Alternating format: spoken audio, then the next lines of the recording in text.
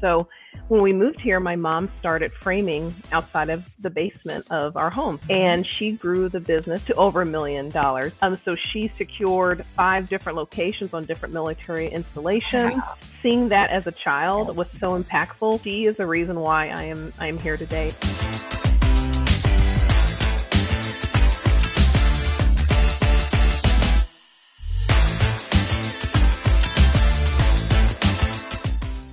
Now we are going to bring to the stage just a delightful, brilliant, just spiritually grounded, supportive sister.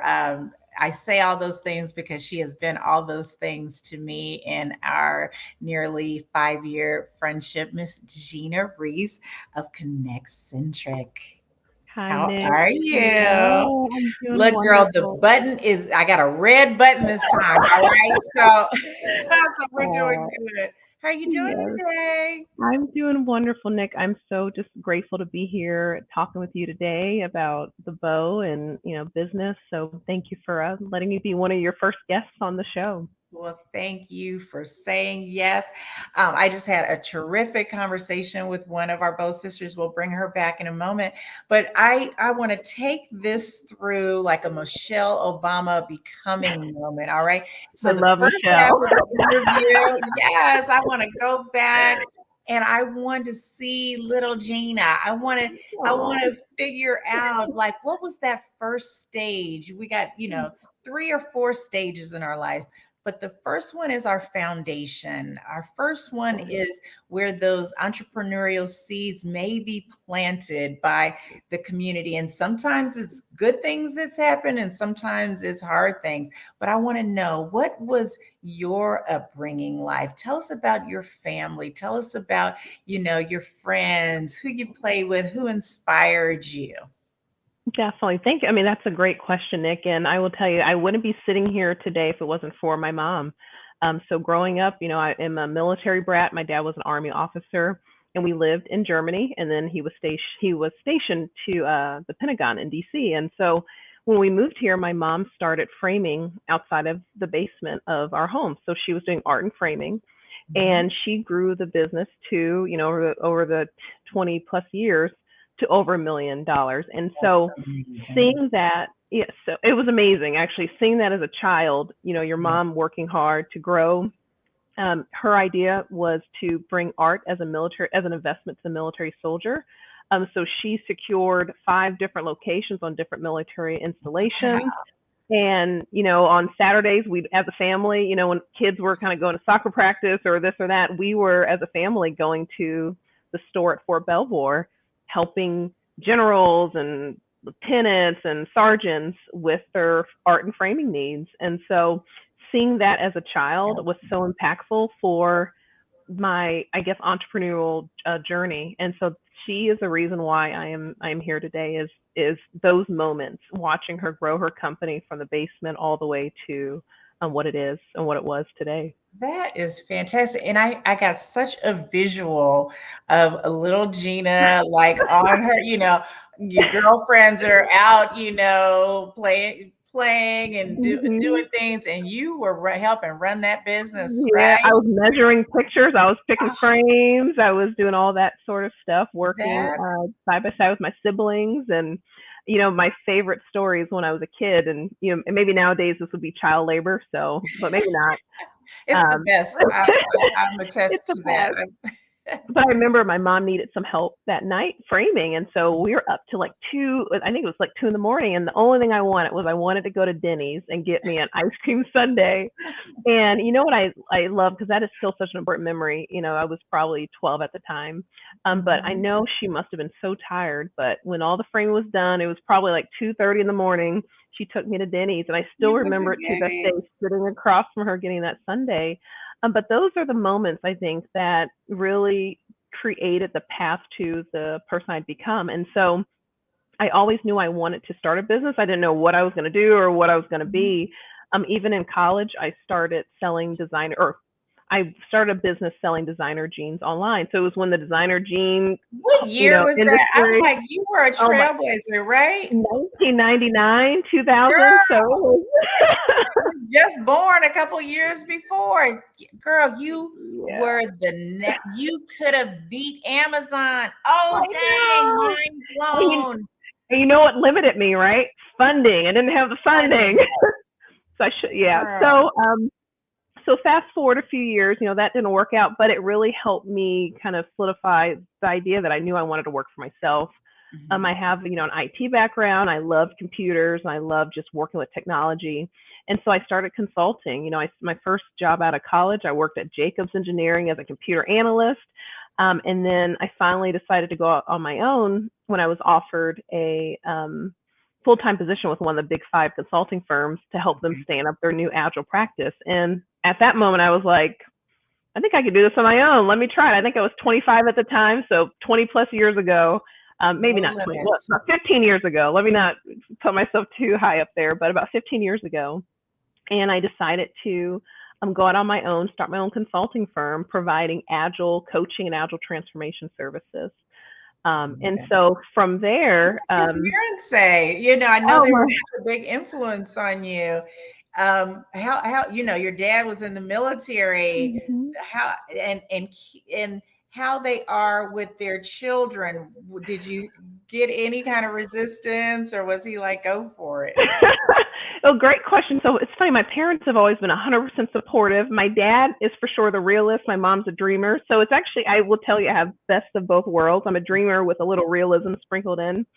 But Mhm. I was 25 at the time. I'll never forget. I was having this conversation with my dad, who again is one of my biggest supporters. So he's going to watch this. So, Dad, you've always supported me.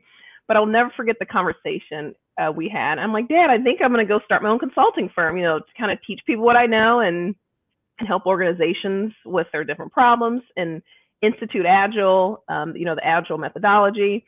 And he was like, oh, that's a good idea, but do you think you might need a few more years of experience? And I was like, no, I'm good. I got this, Never and I even felt that. You're like, I know everything I need to know. was never a question. And it's funny, Nick, because as I started growing my company, and I'm 25, 26, 27, and I've always looked younger than I was, Mhm. but I go to these meetings, and I remember the program officers or the contracting officers would say, "Wow," or the potential customers, "Wow, I wish my kids were as put together as you." And I remember thinking, I'm not gonna get the work. I'm not gonna get it. Um, but to answer your question, other than that one kind of event with my dad, him saying maybe you need a few more years experience, they have been nothing but supportive and really they are the reason why I'm here today. They've been this amazing support group to say, yes, you can do it. Anything you can put your mind to, you can Yeah. do it. And so that's has been just a huge impact. No, I feel the same way. I sense a theme of support going here. So we know how little Gina came, badass Gina. Yeah. I love it. Like, just no limit. Some people are limited. They literally can't see themselves doing stuff. And other people are like, they can't see themselves not doing stuff. And that, if you want to start to see the ingredients of the entrepreneurial soul, I really believe that that is a secret ingredient, is that you're like, I see it. Of course I can. I just got to Mhm. navigate the road, right? Yep. And I forgot to mention, I don't know if you can see behind me, but I mean, Oh, the growing up in the art environment, I have such a extreme love of art. And so my favorite artist here, mhm. Tina Palmer, she just dropped this off for me the other day. Oh my I gosh. love artwork. Shout out. Yeah, but those sort of moments really have, shaped the person I've become as well, not only as an entrepreneur, but the things that I move towards. So if I come into your house, the first thing I'm looking at is your frames. I'm like, oh, Is your that's a good framing job. That's a nice piece of art you got on your girl, wall. look, you and your mom can come into this house. We got IKEA paintings up here, girl. We need the upgrade. We need an upgrade. I'm like, ooh, that color matches my scheme, and that's about it. So you might have another customer for your mom. My mom could help. Janice Art, yes.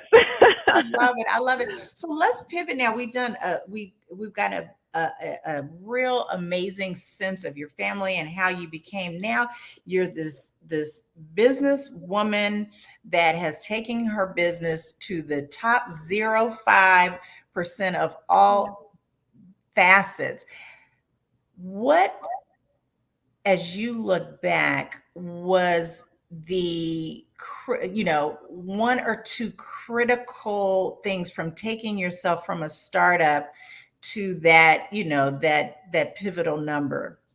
Yeah, I would say a big one, and I don't know if I shared a lot about what my company does. So we do strategy and technology consulting. So Yes. I jokingly say this, but in all seriousness, I call it like a baby Accenture, baby Deloitte.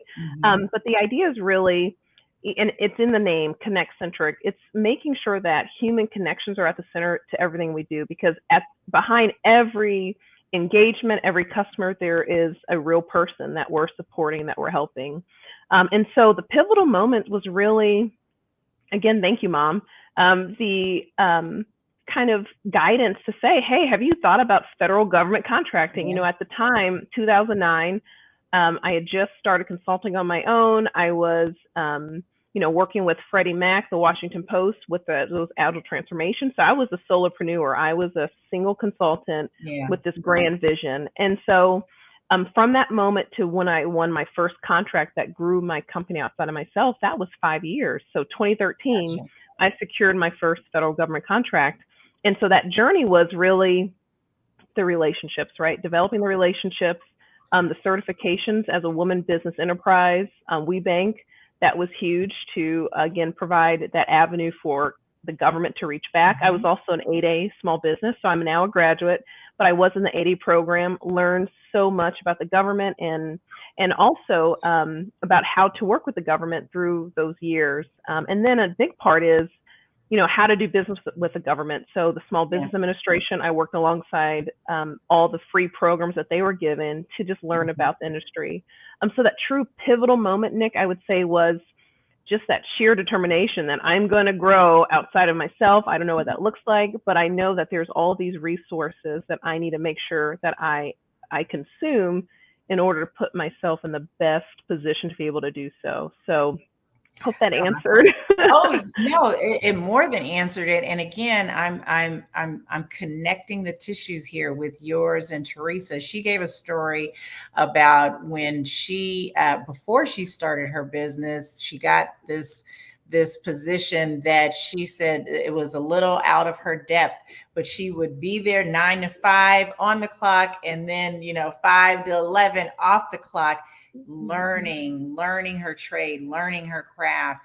And so maybe that is the second tissue of the entrepreneurship, is that always open to learning and to growing Mhm. and getting those resources, right? Definitely. Yeah, Definitely. I do feel you had referenced the SBA, you referenced WeBank in terms of the certification. As a small business consultant myself, I am always saying never go it alone. There's absolutely no reason. Your idea is not so novel that no one has ever thought about it before or put together a system or program to help you do it. And so, you absolutely have, you learned that early on, and that led to your success. I'm so happy Yeah. to Thank know you, that. Nick. Yes. Thank Absolutely. you. Now, I want to go into the little nuggets of entrepreneurship that we know, and then I'll bring it back out to, maybe some of the challenges that you've experienced. We're talking about Black women, two Black Mhm. women, and so I want to first talk about access to capital, just as a Mhm. general topic that entrepreneurs always have challenges, whether you're starting or scaling. How do I get that money, that operating capital to go? What has been your access to capital story? Mhm. Bootstrap. I mean, I'm just assuming that every business that's made it to 1 million, there is some point in that line where capital is a challenge.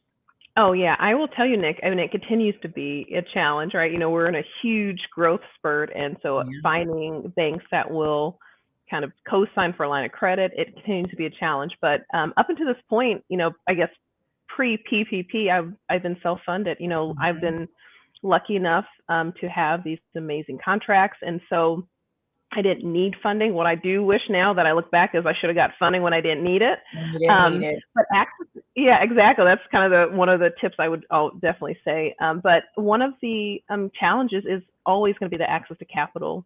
As a solopreneur, I have obviously a large amount of net income and consistent 1.2 plus million revenue year by year, but banks don't want to take that risk. And so the question always becomes, okay, what do I need to do to convince a bank? And, everyone talks about relationships and so forth, but I also think it's important to bank with banks that support you. So it has to be this mutually beneficial. Yeah. It can't just be this consistent, I'm sending you all my accounts receivables and all this money's running through your bank, but when I need your help, you can't help. Asking the question. Yeah. Yeah. So access to capital is a challenge. And I honestly, Nick, I don't know how to overcome that. But what I will say is, like most things, you persevere. I'm not a victim mentality person. So it's just, I got to find another route to get that. And that's another reason why I love the bow, is because I think part of this conversation you're starting is to say, well, why not? Why aren't we having this access to capital? What do we have to show for you to believe that we can handle this amount, or that we should be supported in this way after 11 plus 12 plus years in business? What more do I need to show consistently? It's so true. It's so true. And, we'll speak a little bit about that when we bring Teresa back up in terms of what the Bow Collective is and what we want to do. But, we have all had experiences that, even though we've grown our company, most of it has been that we've sustained it from the contract itself, that from the customer paying us, versus having some liquidity to grow beyond the customer. That is what scaling is growing beyond what we have in the pipe. We have a pipeline, but in order to go after that pipeline, you need those revenues. And so do you feel that, there are certain things in play with you being a Black woman that may have presented unique challenges to you? And if so, you mentioned you're not a victim. How do you overcome those deficits, those challenges? Yeah, I mean, that's a great question. I will say, I think this is normal. I think always in the back of my mind, it's always like, okay, would I be bigger? Would I be more successful if? Would I have had that loan approved or that line of credit approved if? And what it comes back to is, I say this a lot, is still you persevere. That cannot be the reason why I cannot accomplish my goals, and it shouldn't be the reason you can't accomplish your goals. Because I think we will always have barriers in our way, and it would make things a lot easier if they weren't there. But what I like to say, and one thing my dad, one of his favorite people was Colin Powell, and growing up, he would tell us, Colin Powell, I think, once said, you let racism be their problem. And so that was always very impactful, because no matter what, when I walk into a room and, everyone just assumes maybe I'm the assistant or, whatever it might be. No, I'm the CEO of this amazing company, and we're doing these very large scale, large enterprise initiatives. All of our customers are 1,000 plus, large federal agencies, large nonprofits, large Fortune 50 or larger companies. And so having to go into a room and prove myself each time, I just realized I don't need to prove myself. I know what I can provide. I know my expertise. And so the challenge is always going to be there, and those barriers will be there, but it's my job to still persevere. And I feel that that's what I continue to do. And then I can't do all this obviously alone. And that support network is huge. Who you surround yourself with. I have just an amazing support group around me, from my family to my partner to my friends. You can't do this alone. And having your kind of cheerleaders who are always there, who have your back, are so important. No, I love that. I love that. So we have one more minute. You have given so many nuggets along the way. So I'm going to revise my question from what advice, because you've given just amazing, amazing tips. But two things. What is bigger than business for you, Gina? What goes beyond, and whether it is your faith practice, whether it's service, Mhm. what is bigger than business for you? And then how can our listeners stay in contact with you? Yeah, that's a great question. I will tell you, Nick, for me, and I think it kind of shows with my company, Connect Centric, even our logo is actually two C's to Mhm. form a heart. So relationships, it's the friendships, it's the people in your life, the people you surround yourself with, and also that support and um, the love that you give other people. And so, I'm very spiritual. I practice intentional gratitude. And I think that's another reason why I've been so successful is because even when it gets hard, I have to stop myself and say, okay, but think about all these amazing things that have happened today and yesterday and a year ago, and really remind myself of just how lucky I am to be here. And so that would be a big one is this ability, that intentionality of gratitude is big. The other one, as I kind of talked about earlier, is that support group. I really believe you surround yourself with people who lift you higher. So I've said this before, I have an amazing partner. When I have challenges with my company, he is like my biggest cheerleader, and he like will go to the boxing ring with me, and that's been amazing and a big difference from the past. And so I think that's important, surrounding yourself, the day-to-day person who's in your life, that they are your biggest support network. And then how to reach me, connectcentric.com is our website. We're currently working on redoing it, but LinkedIn. I'm a huge LinkedIn advocate, and so I'm on LinkedIn a lot. And so if you want to connect, reach out to Jenna Reese on LinkedIn, as well as our company page. We'd love for you to give us a follow.